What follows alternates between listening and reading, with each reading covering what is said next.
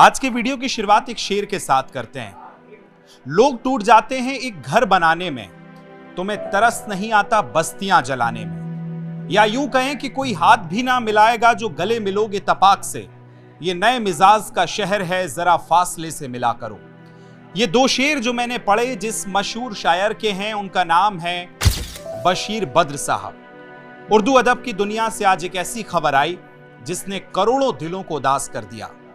91 साल की उम्र में मशहूर शायर बशीर बद्र अब हमारे बीच नहीं रहे हैं। जैसे ही ये खबर आई, उर्दू जगत से जुड़े हुए लोग, शायरी से जुड़े हुए लोग गम में डूब गए।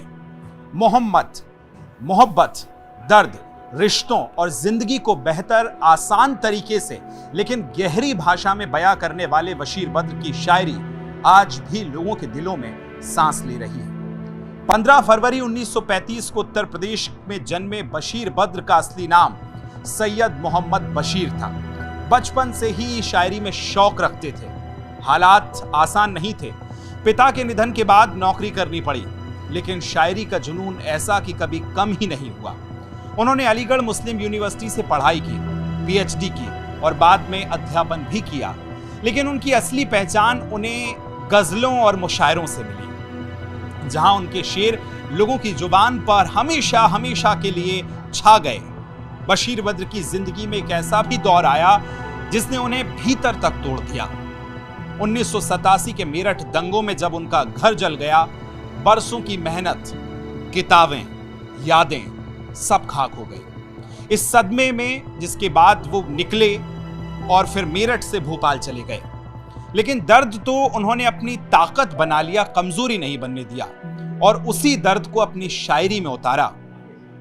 बशीर बद्र की खासियत थी कि आसान शब्दों में गहरी बात के तो वो जादूगर माने जाते थे।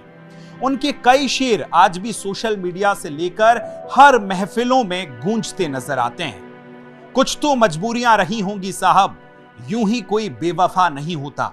अक्सर इस शेर को आपने शायरों में या युवाओं के मुंह पर सुनता देखा होगा, उनकी महफिलों में उनकी जुबान पर सुना होगा। इस मशहूर शेर को भी लिखा बशीर बद्र साहब ने। या यूं कहूं कि दुश्मनी जमकर करो, लेकिन ये गुंजाइश रहे जब कभी हम दोस्त हो जाएं तो शर्मिंदा ना हो। ये शायरी भी बशीर बद्र की कलम से निकली। या हम यूं कहें कि उजाले अपने यादों के हमारे साथ रहने दो, ना जाने किस गली में जिंदगी की शाम हो जाए। या हम यूं कहें कि लोग टूट जाते हैं एक घर बनाने में, जैसा मैंने पहले कहा कि तुम तरस नहीं खाते बस्तियां जलाने में। ऐसे कईयों शेर, कईयों किताबें बशीर बद्र साहब की आज भी लोग बड़े उत्साह के साथ, बड़े इंटरेस्ट के साथ पढ़ते हैं। और उनकी पूरे जीवन को समझने की अगर हम कोशिश करें तो बहुत सरल जीवन, बहुत आसान जीवन, और इतनी आसान बात कैसे कही जाती है, सलीके के साथ कैसे कही जाती है, पूरी जिंदगी का एक तर्जुमा जो है शायरी में कैसे उतारा जाता है, ये कोई बशीर बद्र साहब से सीखे। मुझे एक इकबाल अशर का एक शेर याद आता है कि ठहरी ठहरी सी उम्र में रवानी आई, बात फिर हमको कोई याद पुरानी आई। इतनी आसानी से नहीं मिलती फन की दौलत, ढल गई उम्र तो गजलों पे रवानी आई।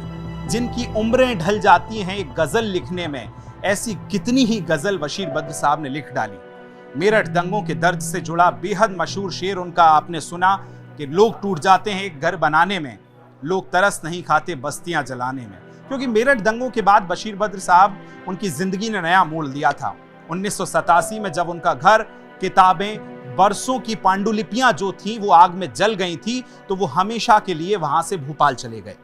भोपाल में ही उनका नया ठिकाना बना। कई बार मेरी उनसे मुलाकात रही। बहुत सरल, बहुत आसान शख्सियत जिसको कहा जाता है।